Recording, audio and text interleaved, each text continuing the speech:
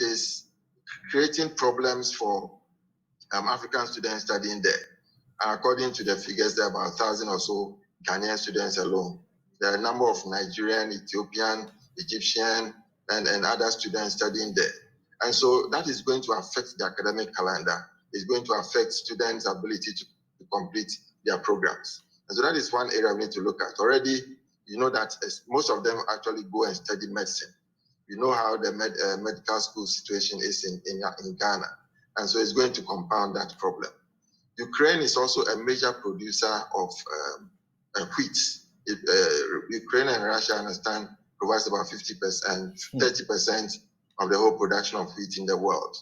Ghana is not a major consumer of wheat, but it is going to have an indirect impact because we use wheat for bread and other products, and not directly eating the wheat as maybe we do with rice. Right. So that impact is also going to be felt there. And then we also want to look at the sanctions.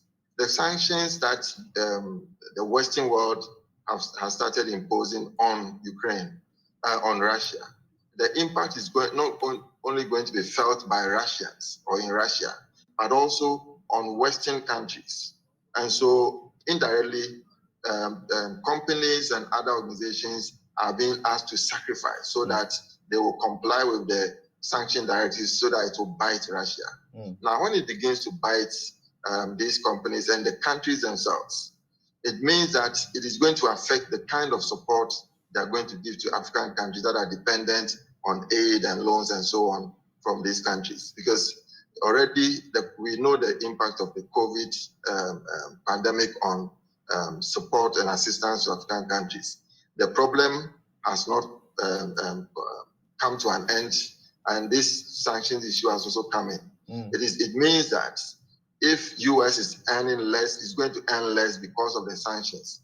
The impact is going to be felt entirely on Ghana and other countries that depend on aid and other assistance from the US and from the European countries. Right. So that is also another thing we need to look out for.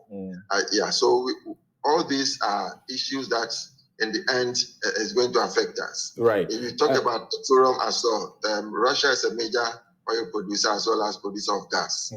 And so that is also going to affect the cost of gas and petroleum on the international market. Now around Brent crude is selling for over $100 and it's at its high for the past 7 or 8 years. Right. The positive that I can see, just one I can see is where if Russia is not allowed to produce so much because of the sanctions, it would allow for African countries that produce oil and gas to step up and to be able to earn more from that.